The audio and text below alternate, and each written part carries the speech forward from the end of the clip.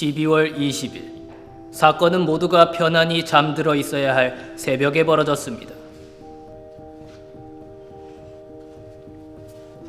엄마. 왜?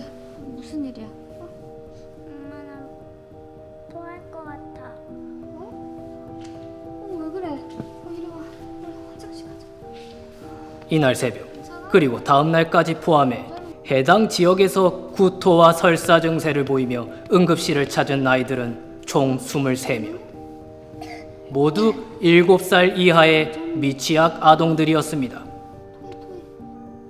같은 동네에 거주하는 아이들이 동시다발적으로 복통, 발열, 구토와 설사, 심하게는 탈수 증세까지 호소하며 응급실을 찾아왔던 이 사건. 어떻게 20명이 넘는 아이들이 동시에 같은 증상을 겪게 되었을까요? 그런데 말입니다.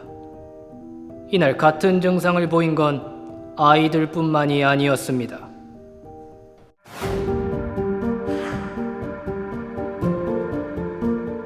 나중에 유치원에 전화해보니까 아이들은 물론이고 선생님들까지 다 병원에 실려갔더라고요. 완전히 초토화 된 거죠, 초토화. 다 같은 유치원이던가요? 우리 애가 다니는 유치원이에요. 그날 유치원에 나왔던 애들 다 식중독에 걸리고 선생님들도 다 걸렸더라고요. 그러니까 그날 응급실을 찾아왔던 아이들은 모두 같은 유치원에 다니는 원아들이었고 선생님들마저도 같은 증상을 겪고 있었다는 겁니다. 대체 그날 유치원에서 무슨 일이 있었기에 이렇게 많은 사람들이 피해를 본 것인지 알아보기 위해 제작진은 해당 유치원에서 근무하고 있는 선생님을 직접 만나봤습니다. 어쨌든 식중독이니까 음식에 문제가 있었구나. 저희도 아이들이랑 그대로 먹거든요. 기본적으로 외부에서 위탁해서 가져오고 또 오랫동안 문제가 없었던 업체여서 이런 일이 있을 거라고는 생각지도 못했어요. 급식업체 또한 급식이 원인일 가능성을 완강히 부인했습니다. 물론 저희 급식을 먹고 아이들과 선생님들이 식중독에 걸렸으니 저희가 제일 의심받을 수 있다는 거는 잘 알고 있죠. 저도 자식 키우는 입장에서 비슷한 일을 겪으면 업체를 문제시했을 거예요. 그걸 알고 있으니까 저희도 위생원칙을 철두철미하게 지키고 또 이번 일 벌어지고 나서 조사도 받고 했거든요. 제작진의 추가 조사 결과 실제로 같은 날 다른 유치원에 공급된 급식에서는 아무런 문제가 없었습니다. 결국 사건의 원인은 유치원 밖이 아닌 내부에 있을 거라는 추정이 가능해지는데요. 저희는 그 실마리를 피해자 아동의 진술에서 찾을 수 있었습니다. 아이 말로는 배식해주시던 도우미분의 상태가 별로 좋아 보이지 않았다고 하더라고요. 얼굴도 창백하고 자꾸 화장실을 다녀오고 해서 평소 모습이랑 너무 달라서 아이들 기억에도 남았다고. 급식 선생님 얼굴이 너무 하얘서 애들이 다 아픈 것 같다고 그랬어요. 이러한 증언을 한 것은 아이들뿐만이 아니었습니다. 급식 도우미분이 그날 몸 상태가 많이 안 좋아 보이시더라고요. 그래서 오늘은 그냥 좀 일찍 들어가 보시는 게 어떻겠냐고 했는데 일하실 수 있다고 해서 어쩔 수 없이 평소처럼 배식이 진행됐죠. 급식 도우미의 상태가 별로 좋지 않았다는 관계자들의 공통된 증언. 제작진은 급식 도우미와의 접촉을 시도했고 여러 번의 시도 끝에 겨우 전화 연결을 허락받을 수 있었습니다. 여보세요. 그것이 알고 싶수다 제작진입니다. 예. 선생님 말씀으로는 아이들하고 선생님 아프셨던 거는 관계가 없을 거라는 거죠? 그럼요. 제가 그날 아팠던 건 그냥 배탈이 나서 그랬던 거고 배탈이 막 옮기거나 그런 건 아니잖아요. 그냥 제가 전날 뭘 많이 먹어서 그런 건데 전 억울해요. 까마귀 날자 배 떨어진다고 제가 딱 그 상황인 것 같아요. 그러나 병원 검사 결과 급식 도우미가 알았던 배탈의 원인은 단순 과식이 아닌 노로바이러스였습니다.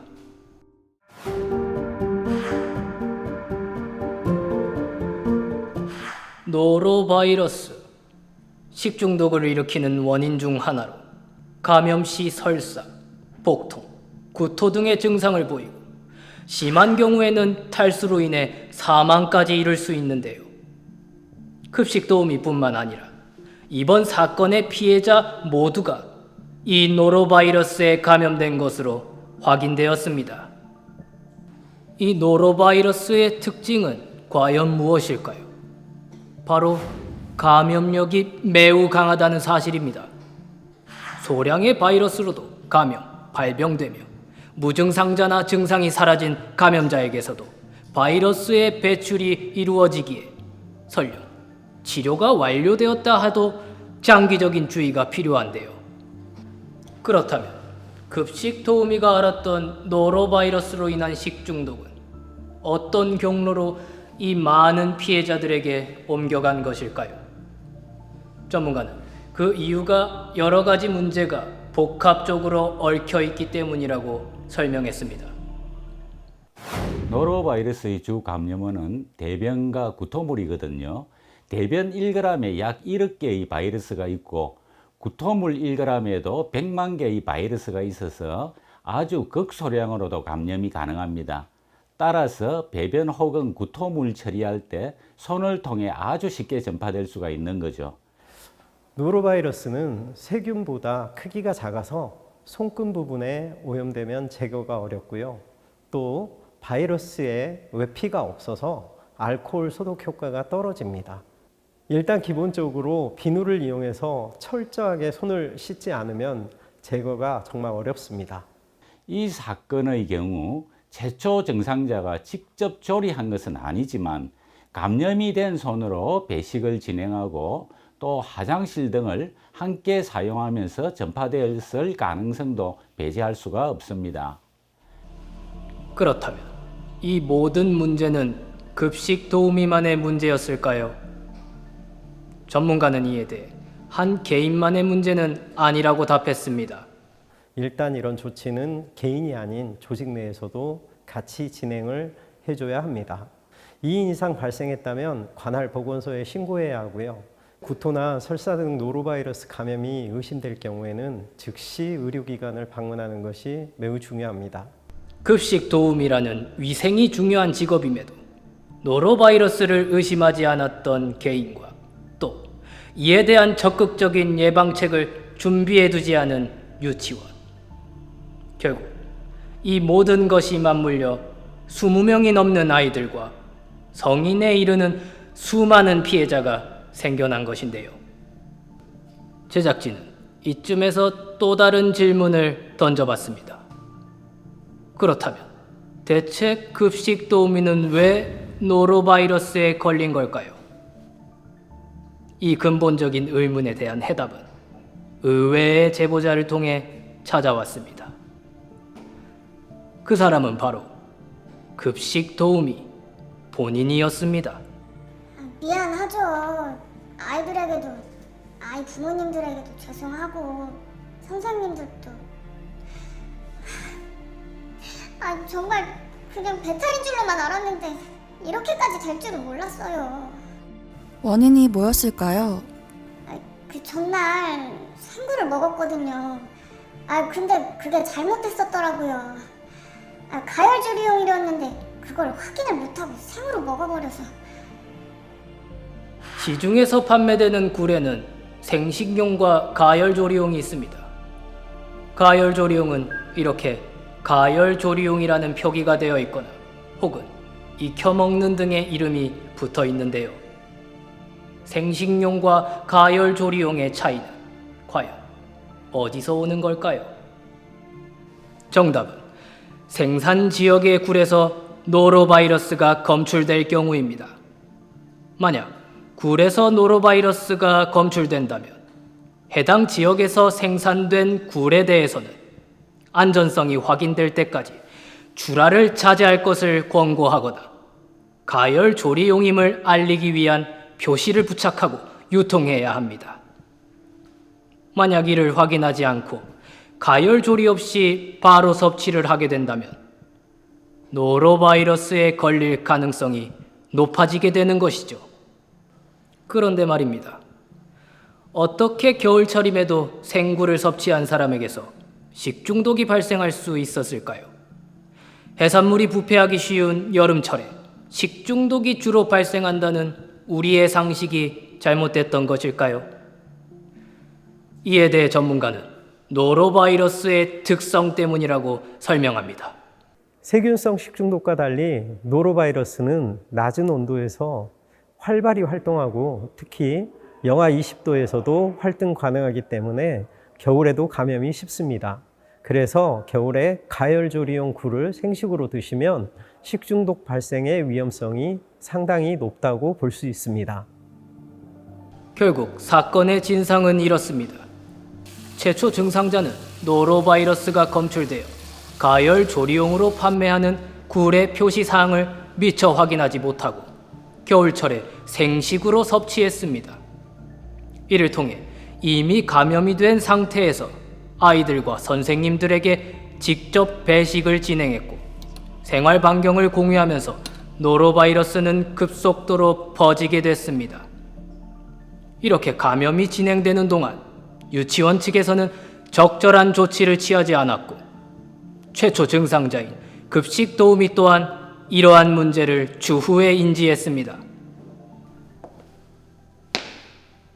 문제는 뭘까요? 적절한 조치를 취하지 않은 유치원의 문제일까요?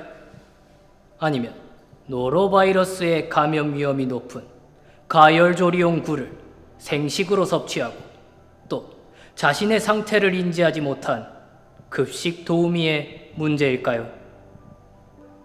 아니, 어쩌면 진짜 문제는 우리 모두의 무지일지도 모릅니다.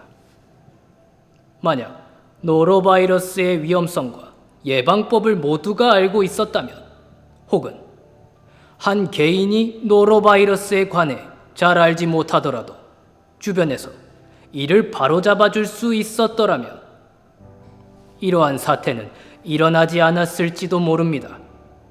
따라서 그것이 알고 싶수다는 노로바이러스를 예방하고 확산을 방지하기 위한 수칙을 여러분께 알려드리고자 합니다.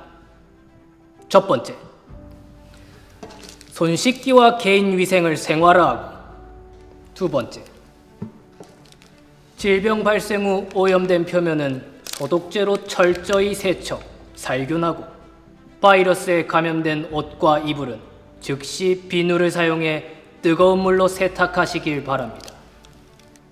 세 번째, 지하수 사용 업체는 정기적으로 자동 염소 주입기를 통해 소독을 진행하고 네 번째, 어패류는 85도에서 1분 이상 가열하여 섭취해야 합니다.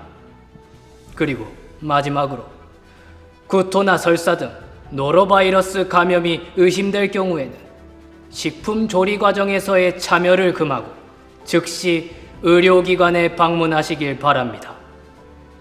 이와 같은 수칙을 지키는 것만으로도 나 자신의 그리고 우리 모두의 건강을 지킬 수 있다는 사실을 꼭 잊지 마시길 바랍니다.